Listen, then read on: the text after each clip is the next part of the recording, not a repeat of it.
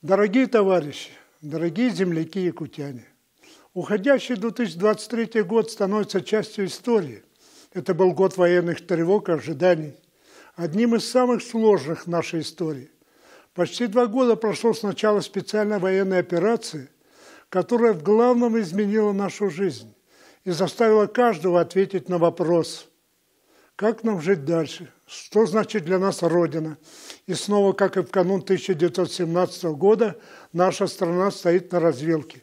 Один путь – блуждание в болоте олигархического капитализма и катастрофы. Другой курс – на социализм, на созидание и духовное возрождение. Только так мы обеспечим свое достойное будущее. Мы, коммунисты, как и наш многонациональный народ Якутии, ответственно завершаем этот год, заботясь о максимальной помощи фронту, участвуя в формировании гуманитарных конвоев для сражающегося Донбасса и нашей армии. 25 декабря 120-й гуманитарный конвой КПРФ ушел на Донбасс. Среди них наши земляки мужественно сражаются на фронте с неофашистами и коллективным Западом, объявившим русскому миру войну. Коммунисты и комсомольцы, секретари райкома сражаются добровольцами, защищая интересы Родины и народа. Задача борьбы с абсолютным злом фашизма легла на плечи современных поколений. И это сложное время напомнило нам о высших человеческих ценностях – дружбе, товариществе, патриотизме.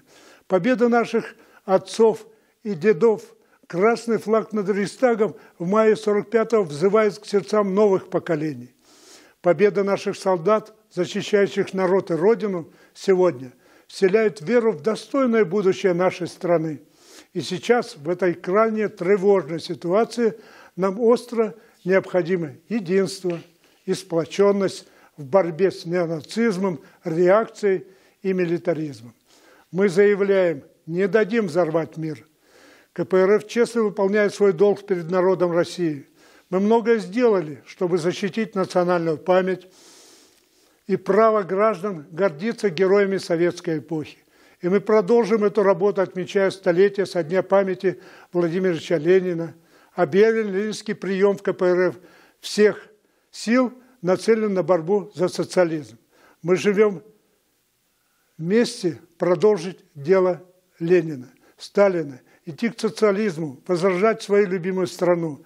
Мы зовем вас в сильную, справедливую, социалистическую Россию в будущее. Да, уходящий 2023 год принес много испытаний нашей стране, каждому из нас. Убежден, что трудности закалили нас, сделали сильнее, многому научили, дали возможность обрести бесценный опыт, понять меру своей ответственности перед народом, перед историей. Геннадий Андреевич Зюганов подчеркнул, чтобы побеждать, надо решить 3 главные задачи. Максимально отмобилизовать все силы и ресурсы, еще теснее сплотить общество и в кратчайшие сроки освоить новейшие технологии. С наступающим 2024 годом, дорогие товарищи! Желаю вам и вашим близким крепкого здоровья и благополучия. Желаю, чтобы в нашем доме было тепло и радостно, чтобы рядом всегда были надежные друзья, соратники, единомышленники. Верю, что будущий год подарит всем нам счастье и успехи. С наступающим Новым годом! С верой в наше правое дело и нашу победу!